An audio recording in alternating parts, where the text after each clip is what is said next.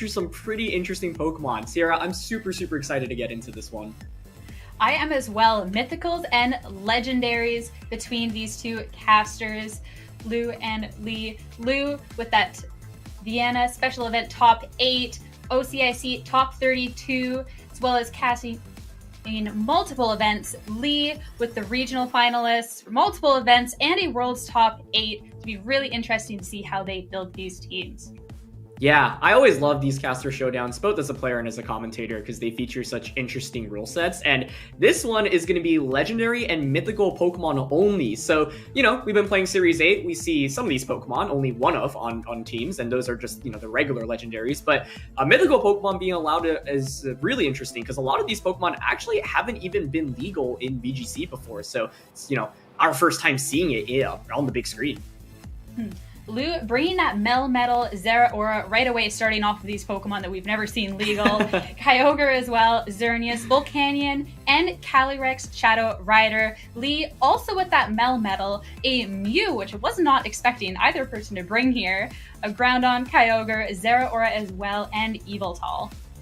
Yeah, so many interesting Pokemon here. Some common trends, obviously, the Zeraora, the Kyogre, and the Melmetal being on both teams. So it's interesting that those would be the 3 restricted Pokemon that, you know, kind of see usage on both teams. But like you mentioned, Sierra, I'm really glad you called out that Mew, because I'm really fascinated to see what kind of set it has, right? I think one of the most interesting things about Mew is the fact that it really gets access to pretty much every attack. And as a result, there's so many different sets that you can run with it, right? As well as just the general setups of these teams. I think like Melmetal is super strong. It's very slow. So, you know, part of the question I have here is what's the speed control from both teams, right? Maybe Mew has something like Trick Room to set up the Melmetal for success. I'm curious on the Melmetal sets in particular. Volcanion is something I have my eye out on as well, because that actually could be a counter to the Melmetal on the opposing side. What I'm really interested in seeing with these teams as well is how they're built. There's so many strong Pokemon. So which ones are going to be a little more supportive? Which ones are going to be offensive? Which ones are going to be choosing as their Dynamax target? I mean, the possibilities are endless with these Pokemon.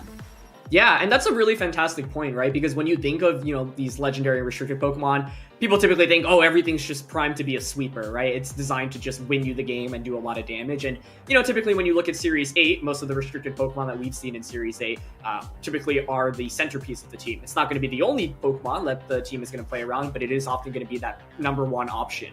And, you know, typically is very offensive, bar some cases like, I don't know, like a really bulky, like a Sylvester Yveltal. So, yeah, I think, you know, of course you could just make all of these Pokemon really strong sweepers, but support is honestly really important in VGC, right? Speed control, being able to lower your opponent's stats, status conditions, stuff like that. If every Pokemon on your team is just pure offense, sometimes that can actually kind of, you know, hold you behind. So I think that's a really good point. And, you know, a lot of these Pokemon, like we've mentioned, we haven't even seen before. So yeah, let's just get into it.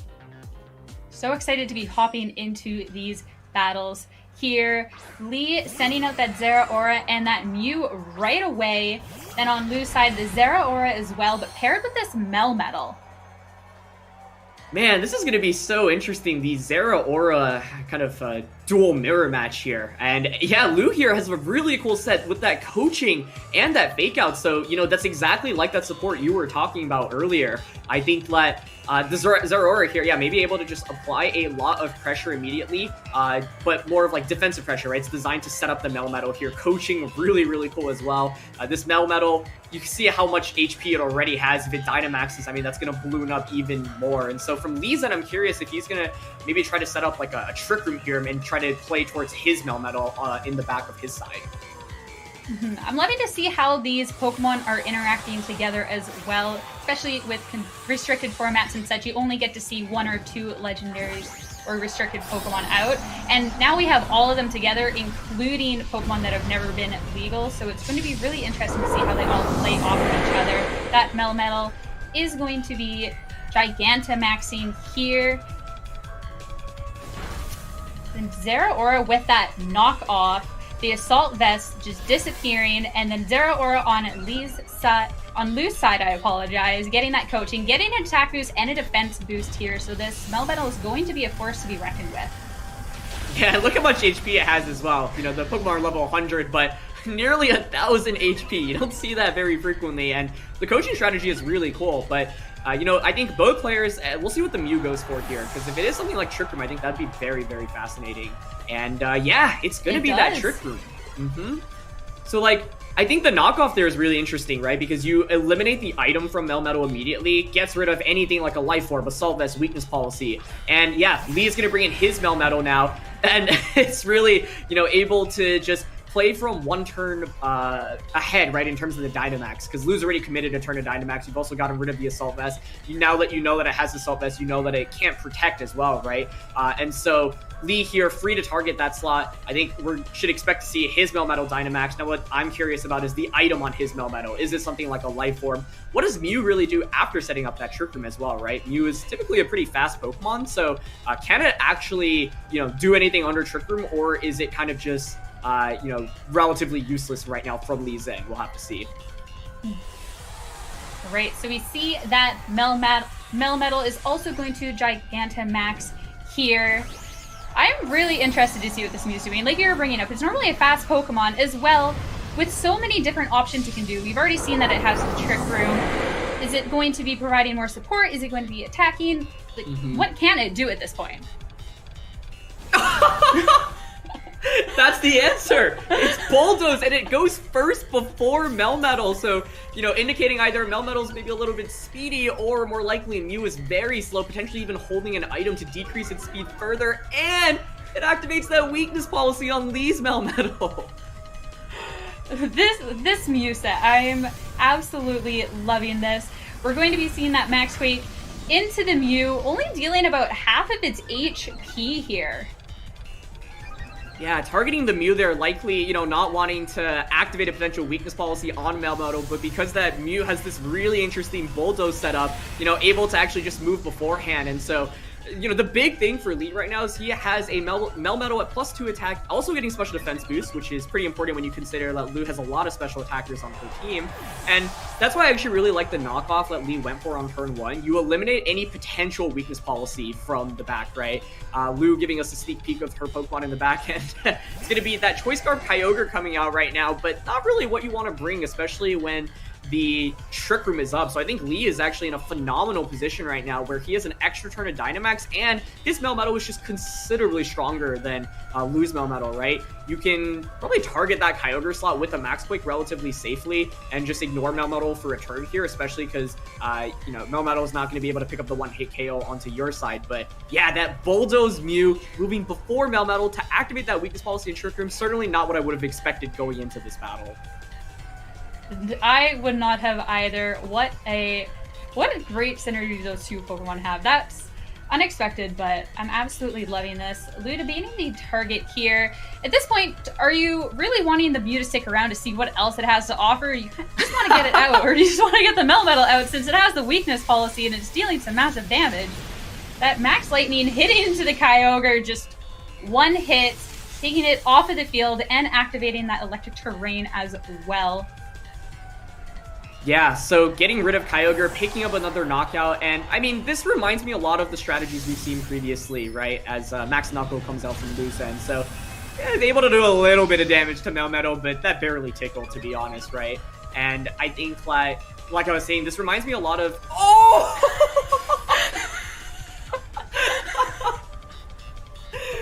Mew with the transform!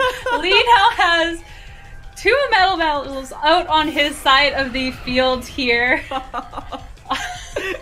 You know, I'm so glad, Sierra, because you literally just asked, you know, like, do you just get rid of Mew? And I was thinking, hey, maybe you just let Mew stay on the field, right? What else is it really going to do? Well, that's literally the best possible option. Lee has 2 Melmetals on the field. He still has a turn of Dynamax. Trick Room is still up. I mean, I think there's just really no way out of this on Lou's end. And you can see she has a very interesting Xerneas set. It's actually a physical Xerneas, and you don't see that very often in, you know, Series 8, for example, or just historically in VGC, because most Xerneas sets are kind of like Geomancy oriented. But I think physical Xerneas actually makes a lot of sense in the context of this format specifically. However, one of the downsides for Lou right now is that none of her Pokemon carry Protect, basically. So as a result, this is perfect for a Trick Room team, right? You Trick Room, you get that Weakness Policy activated, you just pick up a one-hit KO every single turn. So I think Lee in a really commanding position, and We're going to see Mew go for that double iron bash. The Mew taking out the Xerneas right away. The physical Xerneas is so interesting, but not really. I mean, it's not going to do too much against two Melmetals here. Melmetal on Lu's side of the field, going for the body press into the Mew here. And it holds on. Oh my God. This Mew is not going anywhere. No, it's not. Oh my goodness. And you know, the Maxwell comes out there and Lu's Melmetal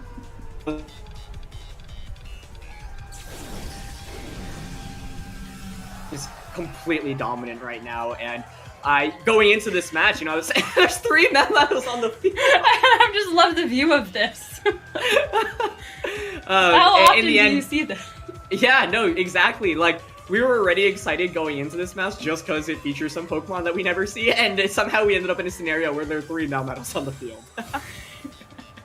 Alright, Lee's real Melmetal going for the Protect, and the opposing Mew going for Earthquake here. Should be picking up the kill on Lu's Melmetal here, and Lee is going to be taking game 1. That was such a crazy match, Sierra, and you know, you were excited to see the Mew come out, and it was definitely, I mean, Melmetal was the MVP, but Mew was what enabled that Melmetal to succeed, right? And going into that battle, we were talking about which Pokemon might be supportive. Well, Mew was the perfect one, and I don't know, my mind was just blown by kind of the setup in that last game. Me too. So excited we got to really see what Mew could do. I mean, sometimes with these Pokemon that you're not quite sure what they're going to do, sometimes they can really have an opportunity to shine. Sometimes you don't really get to see the potential, but this Mew went out there, did everything it wanted to do and more, and that was just such a fantastic first battle. I'm so intrigued to see how this is going to be approached in a game 2. I mean, how do you stop that Mew, or is the Mew going to go for the same thing? Is it going to turn into something else? Like, who knows? Yeah, and I think, you know, the answer to that is, I think Lu now knows, hey, this Mew is Trick Room, and if you once again take a look at her team composition, very few of her Pokemon even carry Protect in the first place, and typically, you know, against Trick Room, if, you know, Trick Room goes up, your solutions are maybe stall out the Trick Room, maybe have something really slow on your end to utilize the Trick Room, or maybe do enough damage to, like, their big, you know, damage sweeper so that they can't just sweep you under Trick Room. So I think out of those, the best way to, you know, go up against Lee's strategy is probably to just deny Trick Room outright. So try to double up on that Mew on that first turn so that it doesn't get Trick Room up, because I think as that first game demonstrates, if Trick Room goes up, you're just not going to have a good time. Mm-hmm. Lu has such an interesting team with that coaching Zeraora that we saw, really being able to help support that Melmetal, but if everything's under Trick Room, unfortunately, that Melmetal doesn't really get to do much. As well, we saw that it was the Salt Vest, so Lee's Melmetal is a lot more offensive, dealing damage. Lu's is a lot more difficult to KO, but that means under Trick Room, it doesn't really get to do too much. Exactly. So let's get into the second game right now. I'd love to see some adjustments from Lu's end, maybe like a fake out. She has that on Zeraora plus that Xerneas, for example. That way you could double up onto Mew, just pick up a KO. But either way, the priority here is to definitely deny that Trick Room. All right. And then on Lu's side, the Zeraora Melmetal start again. Lee with the Zeraora Mew. So looks like Lu is debating that fake out into the Mew. Sure enough to try and deny that fake out here. And possibly just doubling right into it. I mean, I feel like that's Lu's best bet going into this match, is just to deny the Trick Room and be able to be offensively and sweep from there. Yep, absolutely. The goal is to just make sure Trick Room does not go up. I like the decision not to Dynamax as well, because I think Lu realizes, hey, the Zeraora actually isn't really threatening me very much with offensive pressure. So yeah, love the fake out adjustment. I think that's exactly what she needed to do this time around. That knockoff critical hit going into Lu's Zeraora, and Melmetal with that double Iron Ash hitting into the Mew is doing a good amount of damage here, but regardless, the Mew is going to be flinched with that fake out and won't be able to do anything this turn. Yeah, so this is what's really interesting, right? Because Trick Room's priority is so low, You know, Lu now can maybe just go for another double Iron Bash. I mean, that alone actually should pick up the knockout, so you don't even need to go for that flinch chance. I was thinking, you know, let's say Mew survived a little bit more HP.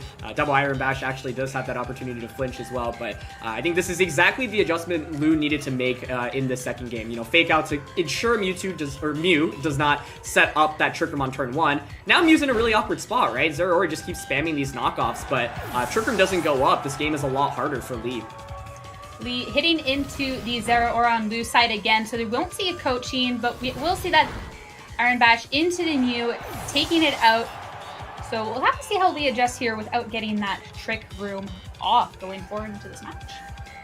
Yeah, absolutely. And Volcanion here in the back as well. I think that's a really good adjustment on Lu's end because she realized, hey, I need something to hit Melmetal for more damage. Xerneas, you know, definitely not going to cut it here. So I think Volcanion could be a good switch in if you're expecting Lee to bring out his Melmetal right now. But it is tricky, right? Maybe Lee opts to not bring in the Melmetal because Trick Room isn't up. So Lu bringing that Xerneas, perhaps expecting something that's not the Melmetal. Let's see what it's going to be. It is still going to be Melmetal. Okay? It is the Melmetal here. Great. So very intrigued to see with the physical Xerneas what type of damage is going to be dealt here. As you touched on last game, normally it is a special attacker, but close combat attacks like this, hitting on the physical end, it's very different, but I'm intrigued to see what we can do here. I think the scary thing here is if you go for a close combat, you are still going to activate that weakness policy on Melmetal. So the question here is, you know, with this double up from Lu's end, is that enough to actually knock out the Melmetal, for example? Are you willing to let its weakness policy get activated? Because, yeah, I think like one of the main things that gave me an advantage in that last game was the fact that the weakness policy setup was just so easy, right? And it was able to do so much damage in its couple of turns of policy. So it looks like Lu debating a little bit whether or not she wants to target the Melmetal. And so, you know, splitting the damage here. The thing about Zeraora is it can continue to go for knockoffs. You can get rid of items, and I think getting rid of Xerneas' item here is pretty critical. Since we didn't really see anything about that Xerneas in that last game, you know, I think Lee's definitely got to at least respect the Geomancy setup. But yeah, this is why by bringing in the Xerneas first, I mean, it definitely feels a lot of pressure from that opposing Melmetal. Lu with that Gigantamax Melmetal. Lee as well going to be Gigantamaxing here. Both players looking to do a good amount of damage here and start trying to get set up.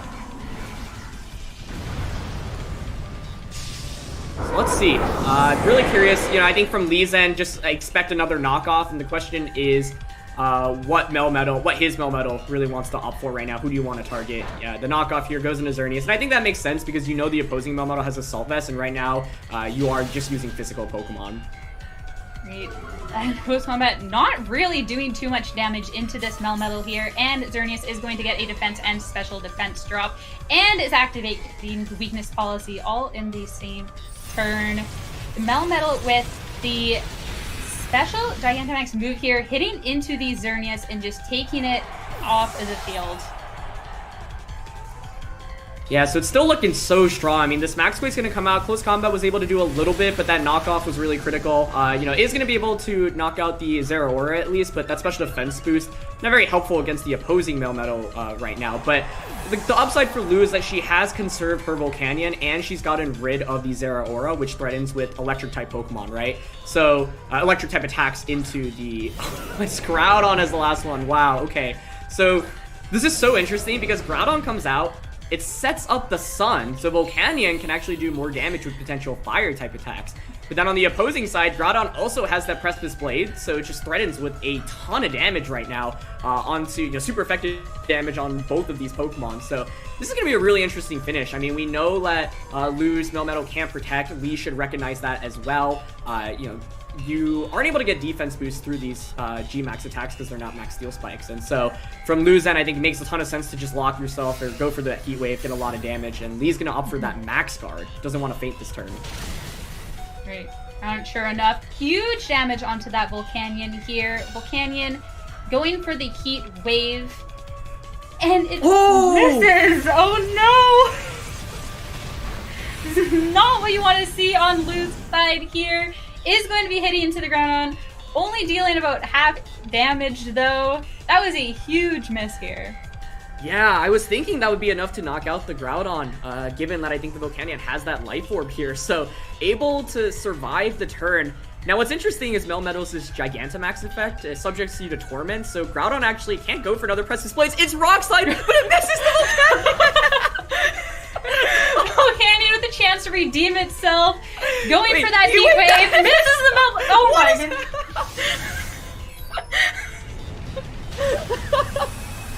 Oh, I don't think I've ever seen so many moves miss in the span of 2 turns. Like, what?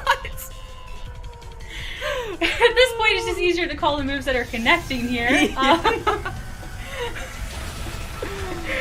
Melmetal hitting into Lu's Melmetal here, bringing it down to the red, and getting that special defense boost as well. I am just... The Volcanion and the Groudon both shouldn't be on the field right now. Either of them should be knocked out. It's just really funny to see.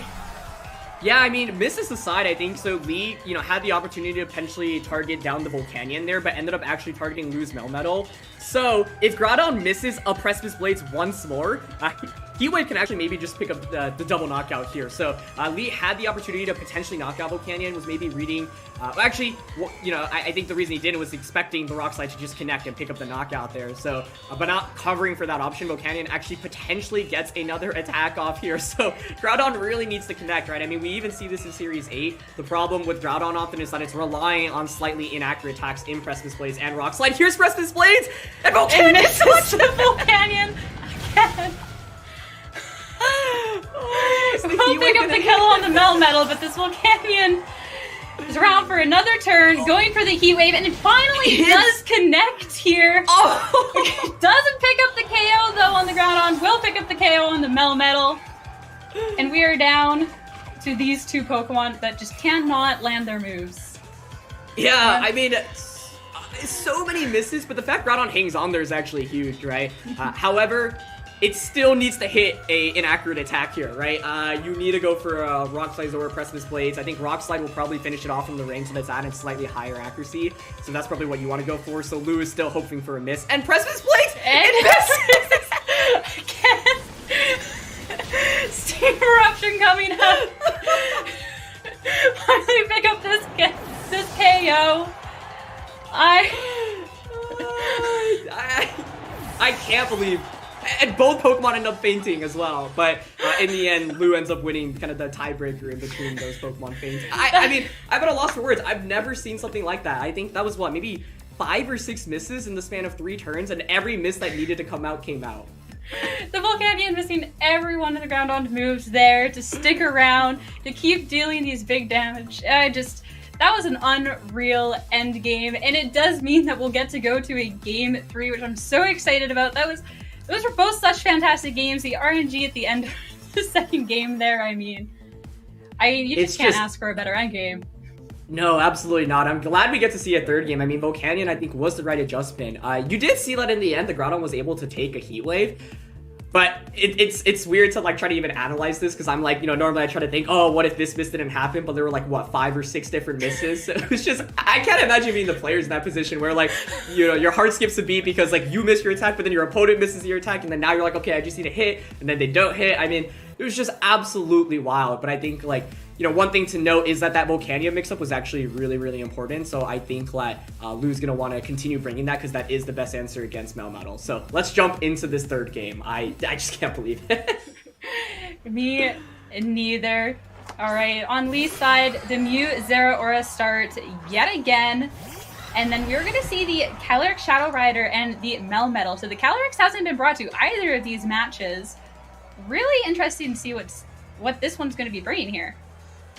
Yeah, absolutely, and I think it's a cool mix-up here because, well, first of all, that's a really interesting set with Speed Swap as well as Metronome, but the reason I think that's a great adjustment is because of that Astral Barrage, right? You put on that offensive pressure against Mew immediately, and like we were talking about, Lou really needs to deny Trick Room in this matchup. I think if Trick Room goes up, it is basically a disaster, kind of how that first game played out. So I really like Lou's adjustments both in Game 2 and Game 3, this time around mixing it up with that Astral Barrage pressure. And we know that Zeraora has knockoff, so it's a question of what item that Calyrex has, right? If it has Focus Sash, or maybe it just survives the knockoff anyway, but knockoff is 4 times super effective damage, so Focus Sash on this Calyrex, for example, would make a lot of sense. Either way, I think this is yet another good lead adjustment by Lu, whereas Lee still kind of in a tricky spot where I'm not sure he can really guarantee that Trick Room up. All right, Lu going for that Gigantamax right away here. Like you said, just trying to deny that Trick Room here. Really interesting to see how much damage is going to be done, whether it's going to be picking up the knockout here. Last game, it was denied because of the fake out, but Lu just needs to be dealing enough damage here to get it. Unfortunately, that Zeraora going for the knockoff and just taking out the Calyrex before it could do anything here, which is huge. Yeah, and actually had that spell tag instead of focus sash, so I think Lu this time around probably just wasn't expecting the Zeraora to come out again. I think maybe expecting just a lead adjustment, right? But Lee gets what he wanted on turn 1, which is getting that Trick Room up. So I think at the end of the day, that's definitely a positive trade-off from Lee's end, right? The Mew doesn't get KO'd, and Trick Room goes up, so now once again, you're kind of priming the Melmetal in the back for success. But I think what's a little bit awkward here is that you don't get that free switch into that Melmetal, right? Zeraora is still out on the field, so I do like Lu's decision to not knock out that Zeraora. This is often the tricky thing when you're using, more committed Trick Room teams, where you have to make the decision. Do you just hard switch out into your sweeper? Against these really strong legendary Pokemon, you probably don't want to. But then the thing is, you also risk maybe just having both of your Pokemon get KO'd. If Mew faints and it doesn't have Protect here, for example, then you can't get that Bulldoze policy combination off nearly as easily as it happened in that first game. Mew just going for the transform here. Copy and lose Volcanion here. Melmetal hitting that Max Quake is going to be into the Zeraora. I'm really interested to see Lee's decision to be transforming into the Volcanion here. I actually really like that, I think, because you probably didn't have any other options to go for at this point, and by transforming, you transform into something that puts on pressure, and for this exact reason, the transform allows them to take the water absorb and heal back as a result. So yeah, I think that was a really great play because Lee, potentially could have lost both of his Pokemon on that given turn, but as a result, doesn't lose the Mew, now has something that pressures the opposing Melmetal, actually also confirms Lu's moveset as a result, and you get a free switch into your Melmetal, so now you basically have 2 turns extra in terms of Dynamax with Melmetal and multiple turns of Trick Room to work with. Though the Mew having transformed won't be able to be hitting the Bulldoze for the Melmetal weakness policy, so Lee's either not going to be dealing too much damage or is just going to have to hope that Lu hits a super effective attack into that Melmetal instead here. Yeah, one thing I'm curious about is you could, because I believe that there is actually Flare Blitz on that set, so you could maybe go for a self Flare Blitz onto your own Melmetal, activate that weakness policy. Now, that obviously does a little bit more damage than you would like it to. My other question here is, can Lee's Melmetal get the 1 KO onto the opposing Volcanion? Because if so, I think Lee's Melmetal is really primed for success here in this endgame, but looks like Mew's just going to offer that Heat Wave. Also makes sense. Get a little bit of chip damage here. I was thinking one play you could make is self Flare Blitz and then Max Quake into the opposing Volcanion. Max Quake coming out on Lu's side. Onto that Mew, trying to take it out. Unfortunately, I don't think it quite gets there, but we will see that special defense boost. And then Quake from Lee's side as well, going to be hitting onto the opposing Volcanion. Doing huge damage, bringing it down to the red, but not quite picking up that knockout. Yeah, it's actually able to survive, so that's why I was thinking, maybe you want to go for the self-Flare Blitz. Heat Wave's going to come out, and it is going to do a sizable amount of damage to the Melmetal, but, definitely can understand why Lee didn't want to just target himself, and in the end, Lu actually ends up activating that weakness policy anyway, so now you have to deal with the Melmetal under Trick Room with a bunch of, turns of Trick Room left. And Lee still has another free switch in as well, and Volcanion faint, so I think Lee just in a really fantastic position because once again, Trick Room just going up was really, really tough in this one. So, Xerneas is going to come out, but once again, Lu just doesn't have Protect on any of her Pokemon, so it's not like you can, Protect to maybe stall out the Trick Room. With Groudon being Lee's last Pokemon, you know that the Xerneas was choice banded because you knocked it off earlier, so you can just go for your Gigantamax attack into that Xerneas, guarantee a knockout onto that, and then Groudon can just go for Precipice Blades, or a Fire Punch if it's running it onto the opposing Melmetal. So I think from Lee's point right now, you just make some very, very safe plays, and from Lu's end, you maybe need Lee to make some mistakes here, right? For example, not target the Xerneas, and for some reason target Melmetal, but also not manage to pick up the KO onto Melmetal. But the main thing here is that policy is activated, so it's so tough to come back from Lu's end at this point. Exactly. We had such a close game too after that Trick Room was denied, but unfortunately, with it being up, I mean, losing a really tough spot here is going to be hitting that about Iron Bash into this Groudon here. Then G-Max Meltdown coming out into the Xerneas and just taking it right off of the field, bringing Lou down to just that Melmetal left. Yep, and with Melmetal around, but, you know, Groudon is able to flinch, so, you know, I was thinking maybe you could, I don't know, double crit, double flinch into Groudon, but the tricky thing here is that there's still one turn of max left on Lee's end, right? So that's actually so critical in these matchups. And we actually see this in Series 8 a lot as well, right? If you're able to Dynamax after your opponent and you haven't lost too many resources, very big advantage. And so I think this game was really kind of decided off that first turn. Once again, Lee able to get that Trick Room off. So at this point, you can see that Lou's opting for the Thunder Punch. That's actually definitely the correct play to just paralyze the Melmetal, but the opposing Melmetal is going to attack first, going to get that Max Quake off, going to pick up that one-hit KO. So what a set that we ended up seeing here. Honestly, just the like what Mew was able to accomplish in these sets was absolutely